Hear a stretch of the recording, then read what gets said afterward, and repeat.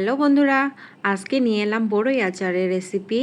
এখন তো বড়ইয়ের দিন শেষ, মানে এর সিজন একেবারেই শেষ, কিন্তু যাদের ঘরে এখনও শুকনা বড়ই আছে তারা বানিয়ে নিতে পারবেন আজকের এই রেসিপিটি দেখে এবং সারা বছর সংরক্ষণ করতে পারবেন। তো দেখতে থাকুন রেসিপিটি শুরু থেকে শেষ পর্যন্ত। এখানে আমি শুকনো বড়ি নিয়েছি, দেখতেই পাচ্ছেন। আর এই বড়িগুলোতে অনেক ধুলোবালি থাকে, যার কারণে এই বড়িগুলো আগে আমি ভালোভাবে 6-7 বারের মতো ধুইয়ে তারপরে ভিজিয়ে রেখেছিলাম 1 ঘন্টার মতো। এখন এগুলোকে আমি সিদ্ধ করতে দেব। তো দেখতে থাকুন। এর মধ্যে জল বসিয়ে দিয়ে দিয়েছি, এখন এখানে বড়িগুলো দিয়ে দিব সিদ্ধ করার জন্য। আর এই সময় অবশ্যই একটা পুরাতন কড়াই নিয়ে নেবেন, যেটা সবসময় ইউজ করেন আর কি। না হলে নতুন কড়াই নিলে কি হবে, বড়ির যে একটা দগ থাকে ওটা ধরে যাবে আর কালারটা নষ্ট হয়ে যাবে। আমি দিয়ে দেবো একটু হলুদ, একটু লবণ। এখন এটাকে একটু নেড়ে দেবো,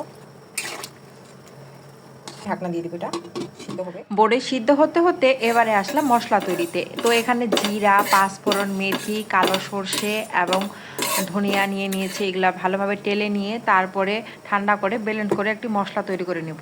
বড়িগুলো প্রায় সিদ্ধ হয়ে এসেছে, এই যে দেখুন জলটা অনেকটাই শুকিয়েছে। এখন আমি বড়িগুলো ছেঁকে নেব। দিয়ে দিলাম সর্ষের তেল, আর এখন কয়েকটা শুকনো লঙ্কা দিব ছিঁড়ে।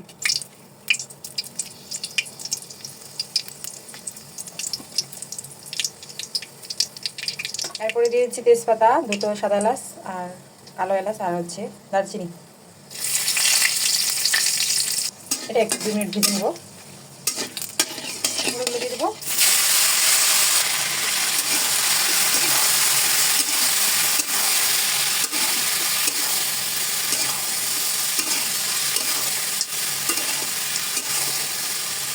নেড়ে দিলাম।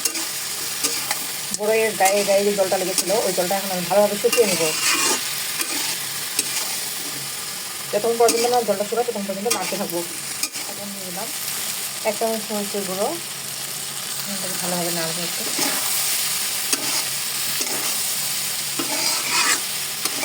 জলটা অনেকটাই শুকিয়ে এসেছে। চিনি, আমি এখানে 2 কাপ মতো লাল চিনিটা ব্যবহার করছি। আপনারা চাইলে গুঁড়ো ব্যবহার করতে পারেন, আপনাদের ইচ্ছা। আর এটা যেহেতু টক ঝাল মিষ্টি, তাই মিষ্টিটাও বেশি লাগবে। আর পরিমাণ মতো আপনারা ঝাল দিয়ে দিবেন, যে যেমন খান। দেখুন তো চিনিটা দেওয়ার পর কালারটা মনে হয় চেঞ্জ হয়ে গেল, আর একটু গলেও আসলো, বড়িগুলো নরম হয়ে গেল। মশলাটা দিয়ে দিলাম।